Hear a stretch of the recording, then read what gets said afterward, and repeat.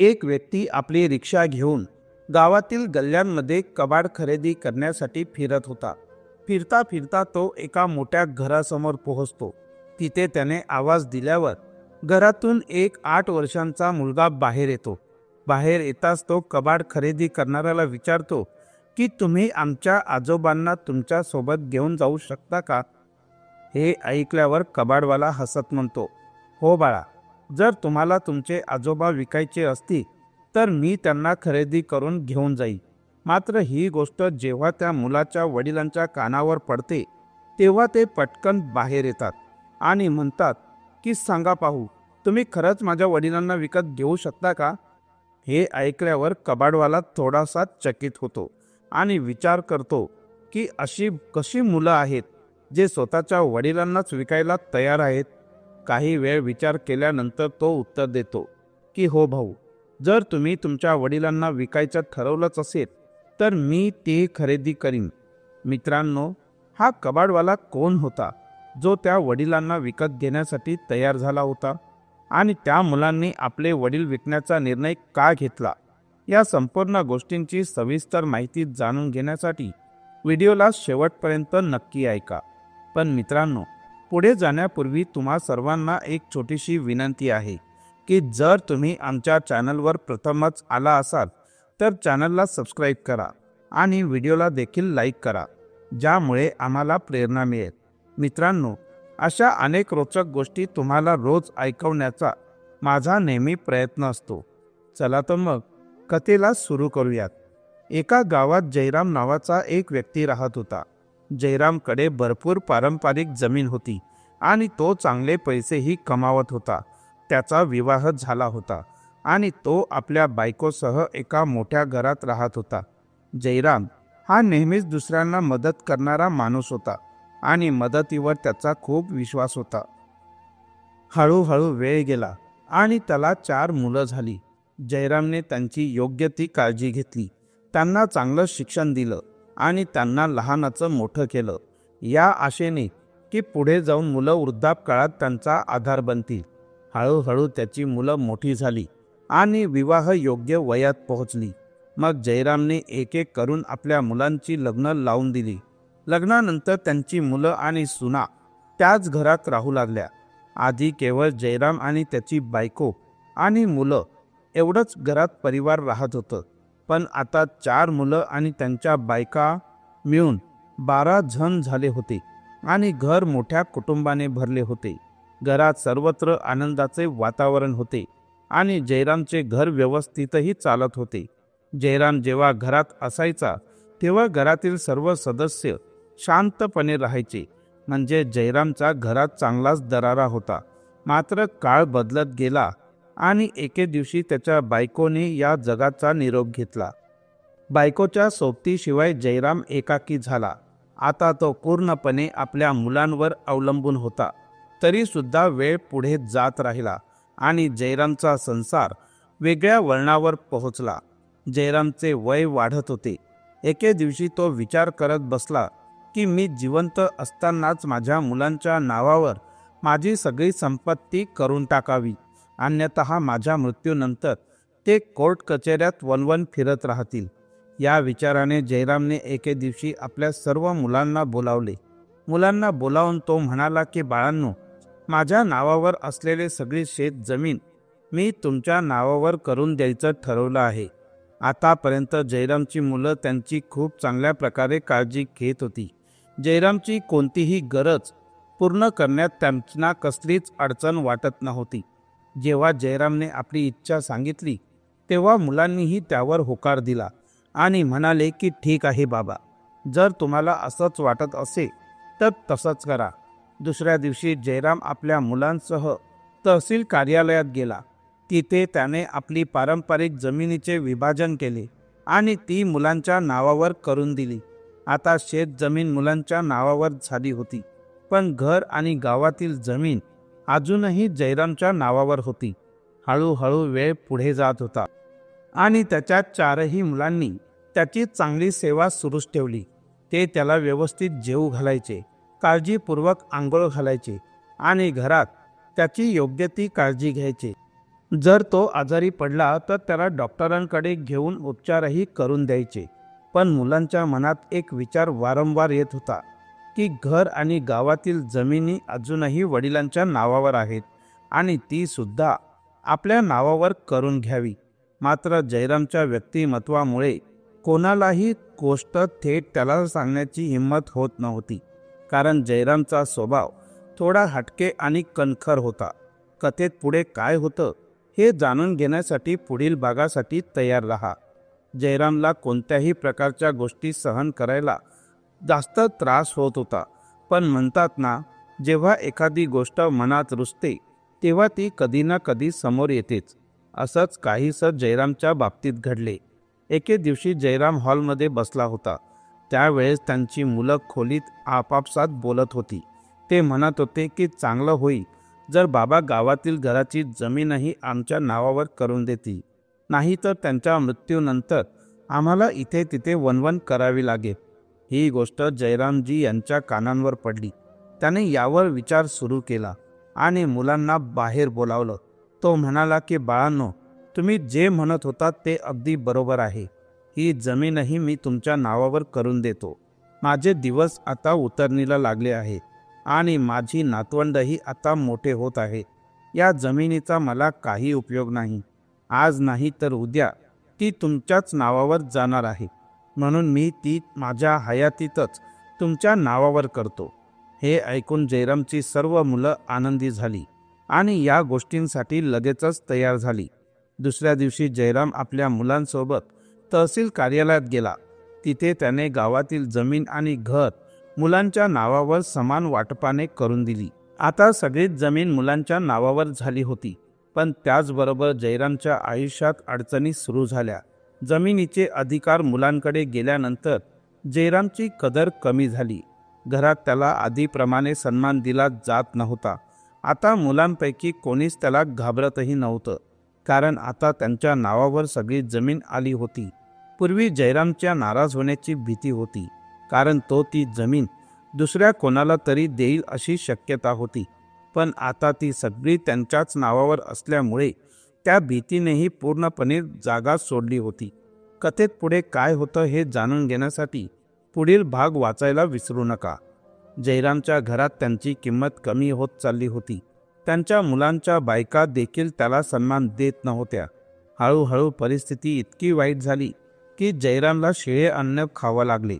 मुलांच्या ताटातले उष्ट अन्न त्याला दिले जात होते किंवा प्रत्येक दिवसांपूर्वीचं शिळं अन्न त्याच्या समोर ठेवलं जात होतं.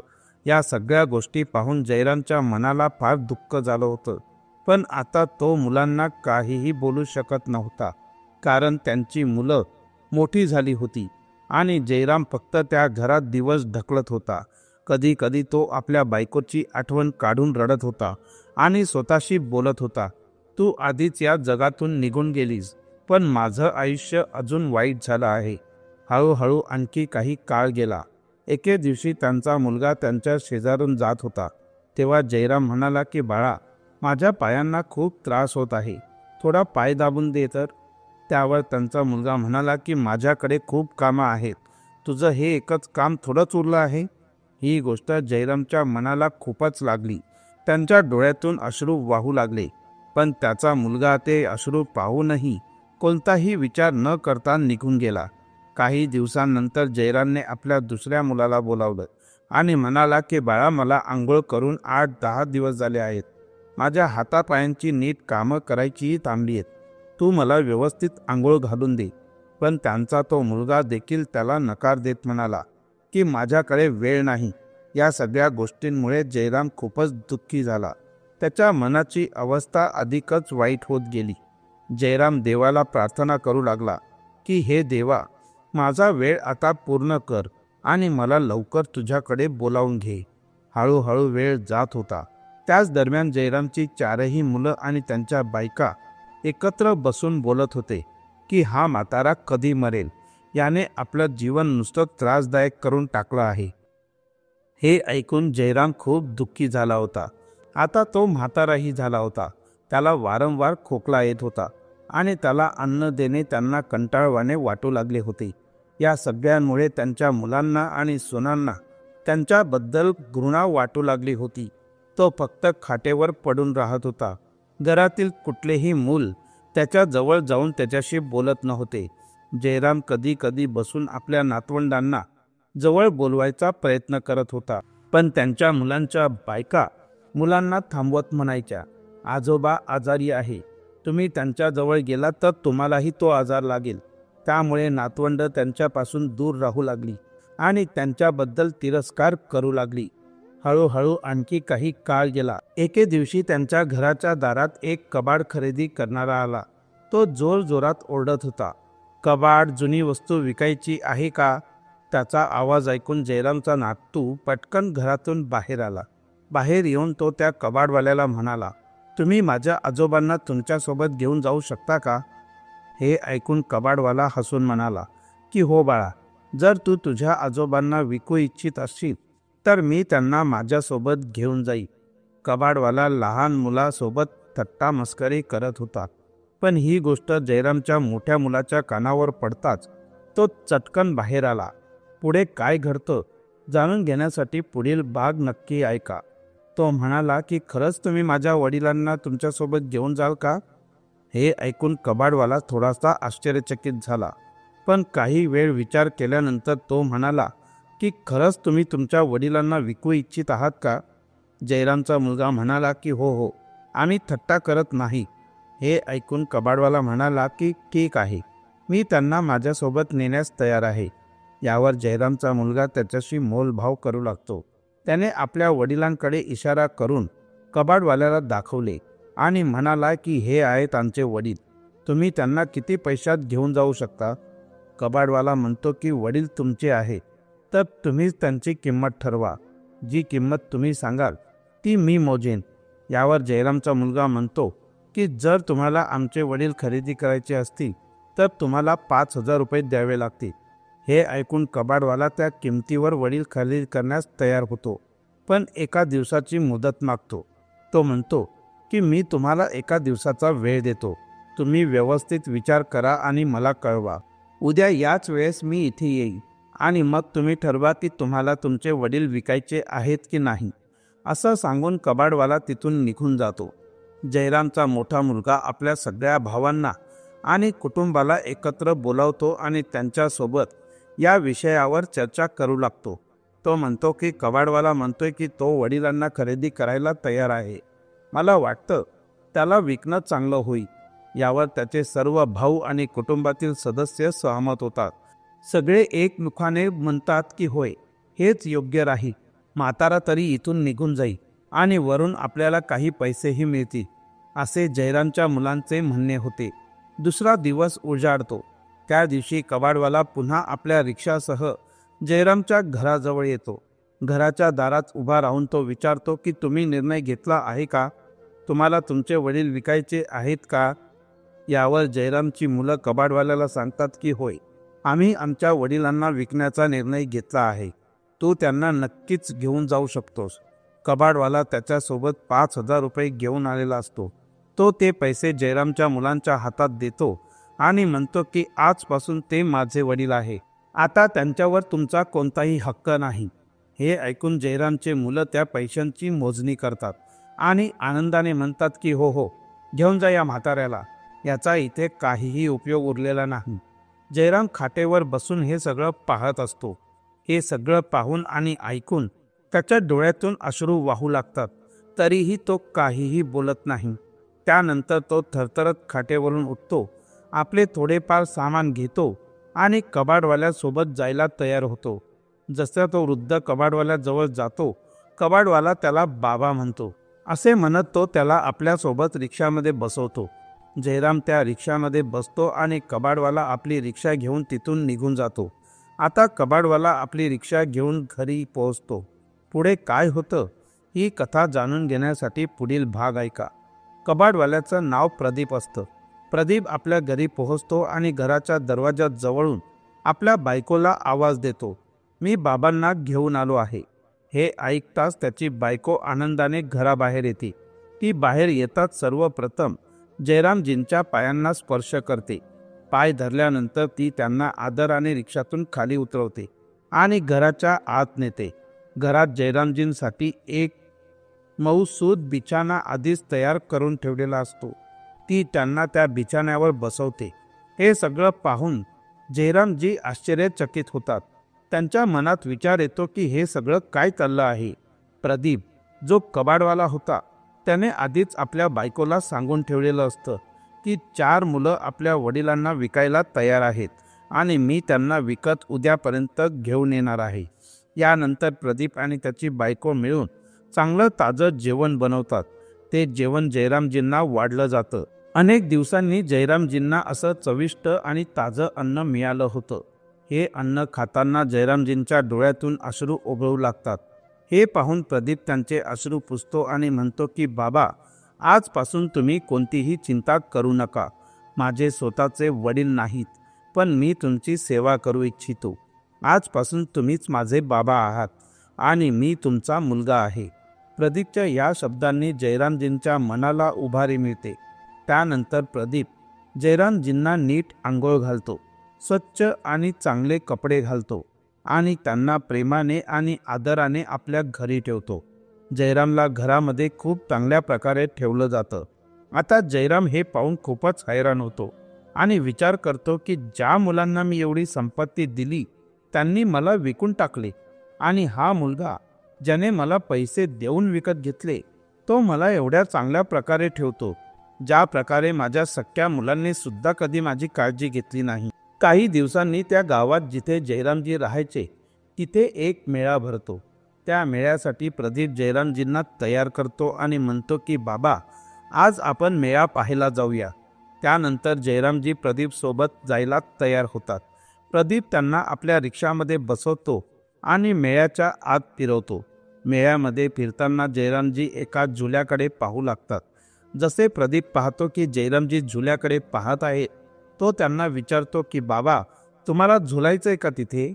पण जयरामजी नकार देतात आणि म्हणतात की नाही बाळा, आता माझं वय जास्त झालं आहे, मी कशाला झुल्यावर झुलू.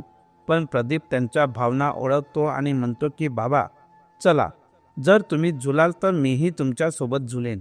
यानंतर जयरामजी झुल्यावर झुलायला तयार होतात. प्रदीप 2 तिकीट काढतो, एक स्वतःसाठी आणि एक जयरामजींसाठी, आणि दोघंही झुल्यावर झुलायला लागतात. झुला झुलून झाल्यावर प्रदीप जयरामजींना परत घरी घेऊन येतो आणि घरी आल्यानंतर प्रदीप आपल्या बायकोला म्हणतो की बाबांसाठी काहीतरी जेवण बनव. पण त्याच वेळेस जयरामजी त्याला थांबवतात आणि म्हणतात की बाळा, मेळ्यात आपण खूप काही खाल्लं आहे, त्यामुळे आता मला भूक नाही, जेवण बनवून काही उपयोग नाही. पण प्रदीप त्यांच्याशी आग्रह करतो आणि म्हणतो की बाबा, तुम्ही थोडंसं तरी खा.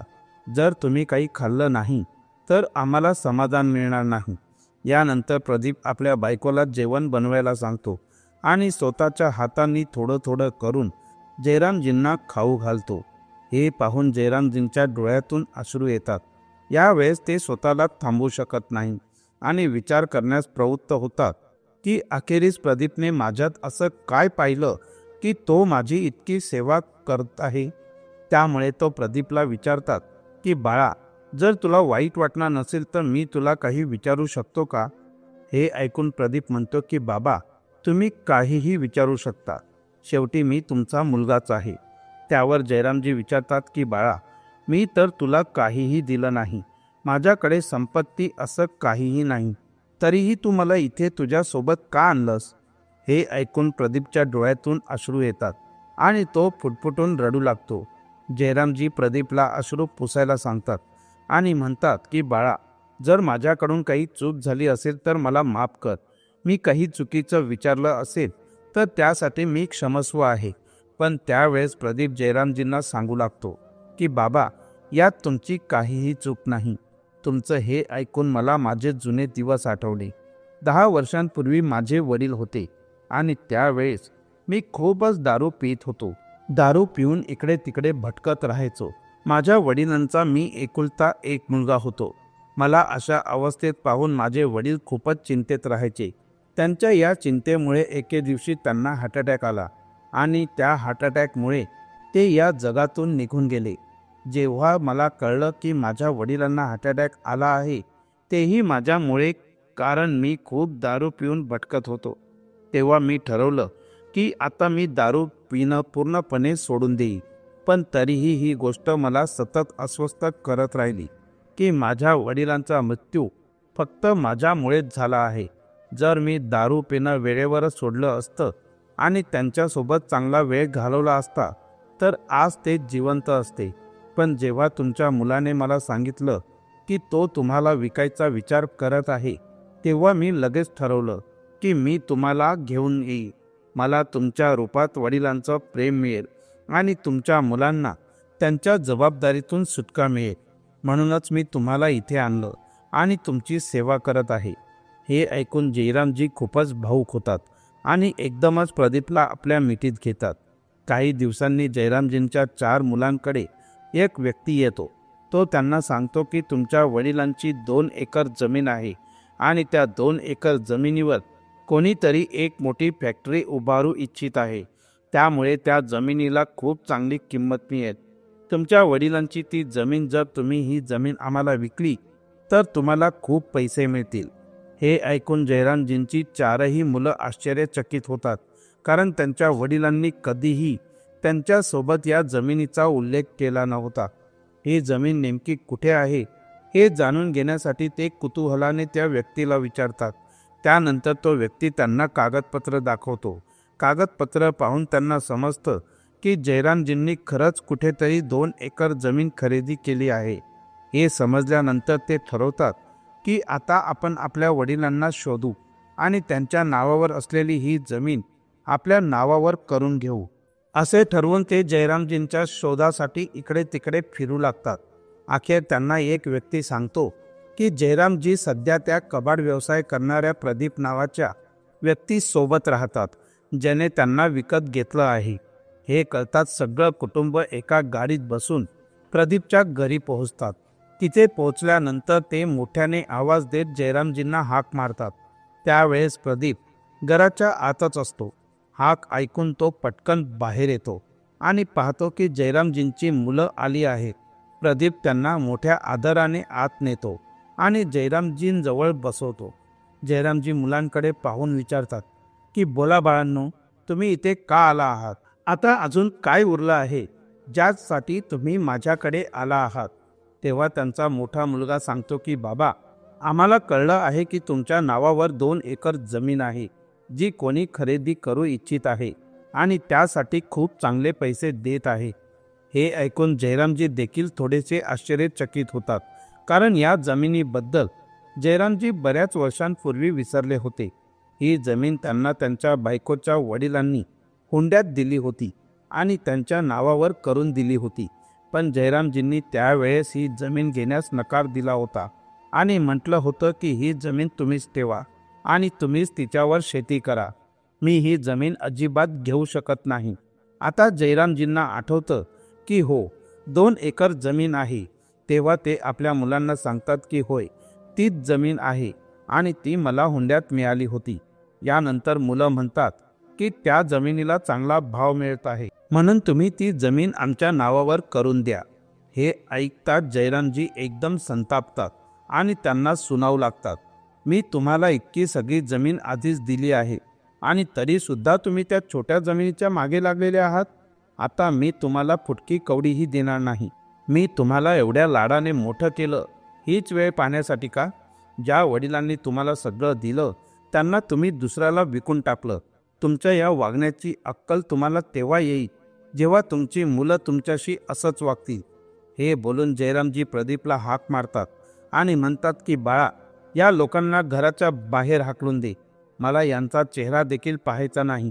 प्रदीप त्यांना म्हणतो की माझ्या वडिलांनी सांगितलं आहे, त्यामुळे तुम्ही आता इथून निघून जा. असं म्हणत तो त्यांना धक्के मारून घराबाहेर काढतो. त्यानंतर ते मुलं निराश चेहऱ्याने तिथून निघून जातात आणि जयरामजी प्रदीपला म्हणतात की बाळा, आता आपल्याला तहसील कार्यालयात जावं लागेल. मी ही जमीन तुझ्या नावावर करायला इच्छितो. प्रदीप आधी नकार देतो आणि म्हणतो की बाबा, काही हरकत नाही, तुम्ही ही जमीन त्यांच्या नावावर करून द्या. पण जयरामजी आपल्या निर्णयावर ठाम राहतात आणि हट्ट धरतात. अखेर प्रदीप त्यांना घेऊन तहसील कार्यालयात जातो आणि जयरामजी ती जमीन प्रदीपच्या नावावर करून देतात. जसे जमीन प्रदीपच्या नावावर होती ही बातमी त्या व्यक्तीपर्यंत पोहोचते जो त्या जागेवर फॅक्टरी उभारण्याची योजना करत होता। त्यानंतर तो व्यक्ती प्रदीपकडे येतो आणि त्याला विचारतो की तुम्ही ती जमीन विक्रीसाठी तयार आहात का। प्रदीप या गोष्टीसाठी आपल्या वडिलांचा सल्ला विचारतो आणि म्हणतो की बाबा, जर तुम्हाला योग्य वाटत असेल तर मी ती जमीन विकून टाकू का? चांगले पैसे मिळत आहे आणि त्या पैशांनी आपण इथे भरपूर जमीन घेऊ शकतो आणि एक छानसं घरही बांधू शकतो। जयरामजी आनंदाने म्हणतात की बाळा, तुला जे योग्य वाटतं ते तू करू शकतोस, तूच माझा खरा मुलगा आहेस। यानंतर प्रदीप ती जमीन विकतो आणि त्यातून खूप सारे पैसे मिळवतो। त्या पैशांनी तो आपल्या गावात भरपूर जमीन खरेदी करतो आणि त्यानंतर एक छानसं घरही बांधतो। त्या घरामध्ये सगळे लोक आनंदाने हसत खेळत राहतात। मित्रांनो, ही होती एका वडिलांची आणि त्यांच्या 4 मुलांची गोष्ट, ज्यांनी आपल्या वडिलांना एका कबाडवाल्याला विकलं होतं, पण त्या कबाडवाल्याने प्रदीपने त्यांना खऱ्या अर्थाने मुलांसारखं प्रेम दिलं आणि त्यांची सेवा केली। तर तुम्हाला प्रदीपबद्दल काय वाटतं? जयरामजींबद्दल तुमचं मत काय आहे आणि त्यांच्या 4ही मुलांबद्दल तुम्ही काय म्हणाल? तुमचं मत आम्हाला कमेंट सेक्शनमध्ये नक्की सांगा। जर ही गोष्ट तुम्हाला आवडली असेल तर व्हिडिओला लाईक करा आणि चॅनलला सबस्क्राईब करायला विसरू नका। तुम्हा सर्वांचे खूप खूप आभार। जय हिंद, जय भारत। मित्रांनो, आपल्या चॅनलला दिलेल्या तुमच्या भरभरून प्रतिसादाबद्दल आणि प्रेमाबद्दल मी मनपूर्वक आभारी आहे। तुम्ही दाखवलेलं प्रेम शब्दात व्यक्त करणं कठीण आहे, पण तुमच्या या मोलाच्या पाठिंब्याबद्दल मी मनापासून आभार मानतो। तुमचं प्रेम असंच सदैव राहावं हीच माझी हात जोडून विनंती आहे। तुमच्या या प्रेमामुळेच आम्ही अधिकाधिक पुढे जाण्यासाठी प्रेरित होतो। आपण संपूर्ण कथा ऐकली त्याबद्दल आपल्या सर्वांचे मनापासून आभार। पुन्हा एकदा खूप खूप धन्यवाद। थँक्यू।